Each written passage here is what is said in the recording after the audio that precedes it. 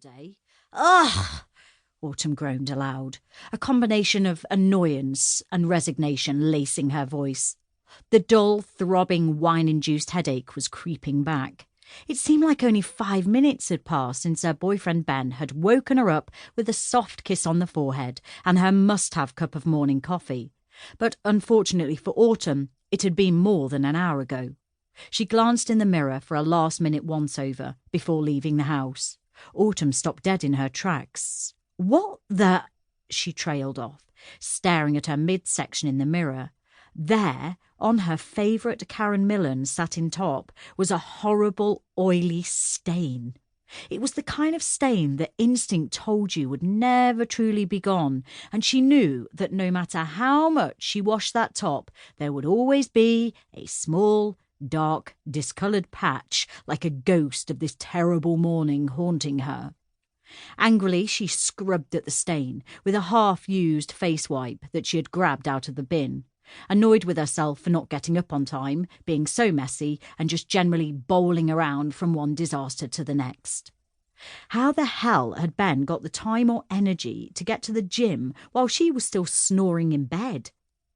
Autumn had got her morning routine down to a fine art, and over the last 6 months, whilst working at Thorn PR, had slashed the time she needed to get ready for work by almost half. Now it took her a mere 30 minutes to shower, eat breakfast, slap on a bit of makeup, throw on one of her many black pencil skirt/satin top combos, and get herself en route to the office. She dabbed at the stain with a dry cotton pad and threw it in the bin when she was sufficiently satisfied that it was no longer glaringly obvious. Finally, Autumn felt ready to leave.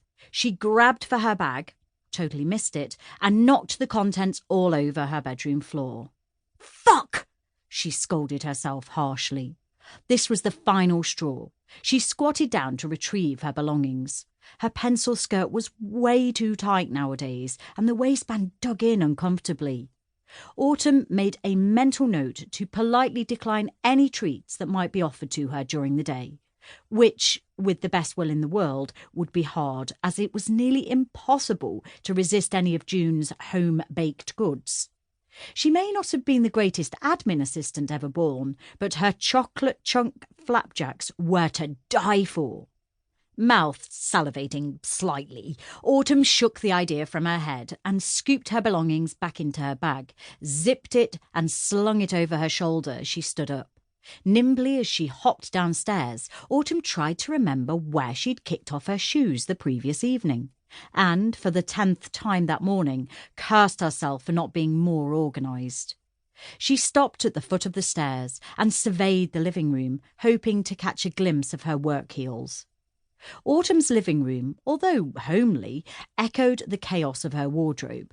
In the middle of the spacious open-plan room was a coffee table, which boasted a few used mugs, a couple of empty takeaway boxes, and one empty bottle of Malbec that she'd polished off the night before. However, underneath all the clutter, the table itself was beautiful.